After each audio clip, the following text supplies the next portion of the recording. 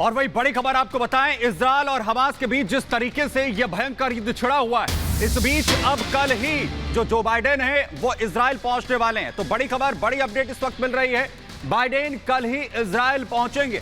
उनके लगातार इजरायल पहुंचने की खबरें जिस तरीके से सामने आ रही थी, वहीं अब बड़ी कंफर्मेशन ये कि बाइडेन कल ही इजरायल पहुंच रहे हैं। इससे पहले रक्षा मंत्री अमेरिका के साथ ही विदेश मंत्री पहुंच चुके हैं और तय समय पर बाइडेन का दौरा अब यहां पर होगा, यह कंफर्म हो चुका है। बाइडेन के इजरायल पहुंचने की खबर जो है इससे पहले आई थी वो गलत है। कल अब बाइडेन यहां पर पहुंचेंगे, ये अब कंफर्म किया जा रहा है। यानी जो समय इससे पहले तय किया गया था उसमें कोई बदलाव नहीं होगा। अपने तय समय पर ही जो बाइडेन इजरायल पहुंचेंगे, ये बड़ी खबर, बड़ी अपडेट। इससे पहले ऑस्टिन जो कि यहां पर रक्षा मंत्री हैं वो पहुंच चुके हैं, विदेश मंत्री जो हैं वो इससे पहले यहां पर पहुंचे थे। ये तमाम वो चीजें जो अमेरिका की तरफ से इजरायल के समर्थन के लिए की जा रही है। और सबसे बड़ी खबर अब ये कि अमेरिका के राष्ट्रपति जो बाइडेन कल ही इजरायल यहां पर पहुंचेंगे और अपना समर्थन लगातार इजरायल के लिए जैसे अमेरिका ने अभी तक दिखाया है उसे और मजबूती देने के लिए बाइडेन का इस वक्त में पहुंचना ये माना जा रहा है। सलून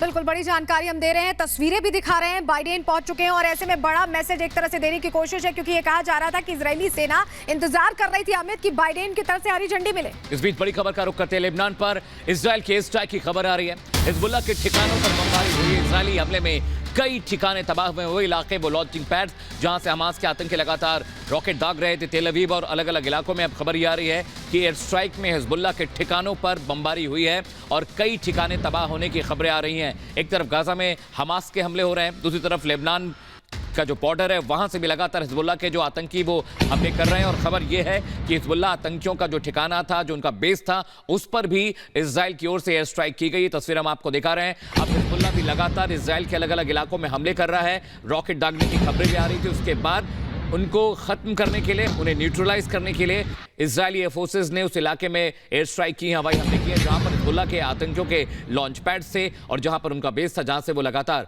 हमले कर रहे थे।